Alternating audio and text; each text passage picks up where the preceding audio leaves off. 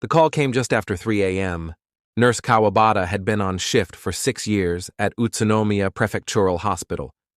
In that time, she'd seen every kind of mental collapse: schizophrenia, depression, suicidal grief, but nothing like what she saw that night. Room 42. The girl inside had been quiet for hours, motionless, her vitals stable. She hadn't spoken since sundown, but the intercom light blinked red. When Kawabata answered, the only sound was static, then the unmistakable voice of a young girl. But it didn't sound like her. The words were distorted, guttural, in a dialect no one in the ward recognized. They called a code. 4 staff rushed in. They found her sitting up in bed, smiling. And then she said, in perfect, clear Japanese, "She is wearing my face now." Her name was Michiko Okada, and within 36 hours, she would be dead. 17 years old, soft-spoken, diligent, slightly anxious but unfailingly polite. She lived with her parents, Hiroshi and Sachiko, in a 2-story home tucked between rice paddies and low hills in the countryside of Tochigi Prefecture. Her father was a train conductor for the JR East Line. Her mother taught calligraphy from home. They lived a quiet, structured life, steeped in tradition, but not especially religious. There was a shrine behind the house, generations old. Her grandfather had kept it in perfect condition. Michiko used to light incense there in the evenings. She stopped after her grandfather died. "I don't want to go back there," she told her mother once. "She watches me from the trees." Sachiko assumed it was grief. The family hadn't even buried him in the ancestral plot. He'd chosen cremation and donated the urn to a Buddhist temple miles away. Michiko had taken it harder than she let on. At least, that's what they believed. Until the dreams began. They were vivid, too vivid. At first, they were shadows, faceless figures drifting at the foot of her bed. Then came the whispers. Then the pressure on her chest. And then the woman.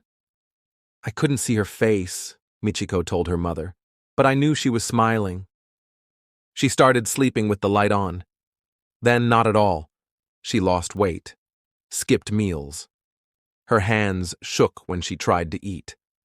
By mid-July, she was no longer going to school. She said she was too tired.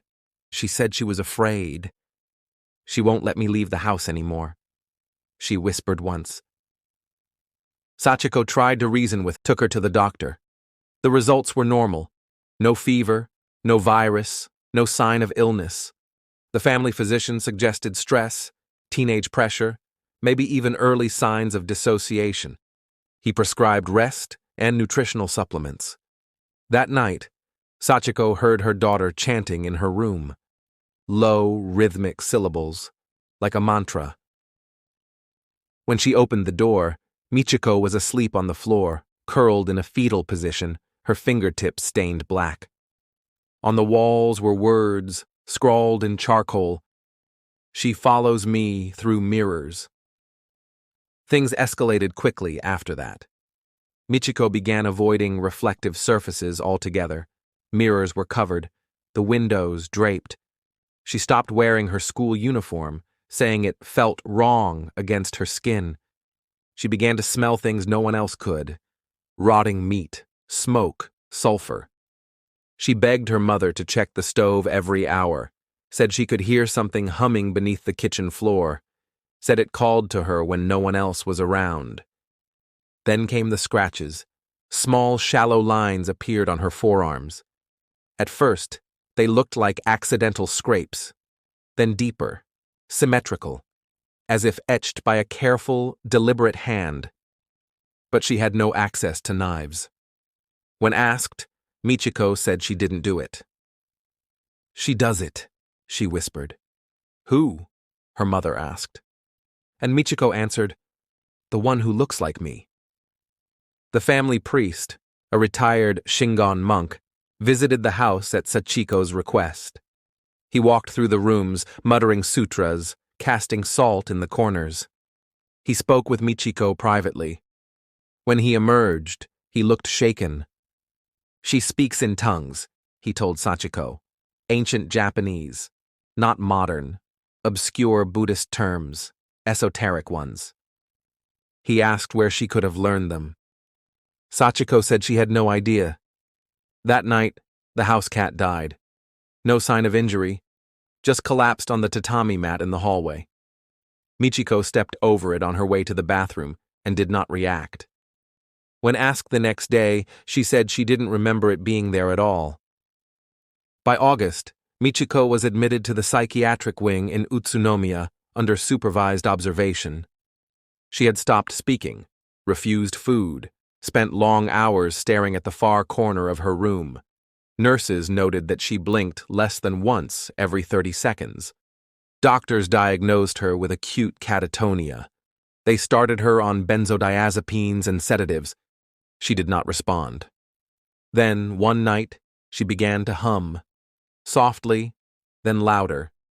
A tune no one recognized. When asked what the song was, she said it was from the woman outside the window. The woman with no face. Security footage from the night of September 1st, 1983, shows Michiko standing still in the middle of her room for over an hour, motionless, staring into the camera lens. At exactly 3:06 a.m., she collapses. When nurses enter, she's convulsing. Her pulse races, her eyes roll back. She begins to speak in what appears to be a foreign language. But when a visiting Buddhist nun is called in, she insists it isn't a language at all. "It's backwards," she says. She's speaking Japanese, but in reverse. When the audio is flipped and slowed down later, it produces a chilling phrase, "She is already inside." The hospital's resident psychiatrist, Dr. Yamamoto, authorized a 72-hour hold and transferred her to full isolation. The following day, she scrawled a final message on the window pane using her fingertip and condensation. No one noticed it until hours later. "She is wearing my face." At 5:44 a.m. on September 3rd, a nurse checked on Michiko and found her lying still. She was cold. Her body twisted, one leg bent behind her, head tilted back at an impossible angle. Eyes wide open, she was pronounced dead on the scene. The autopsy listed sudden cardiac arrest.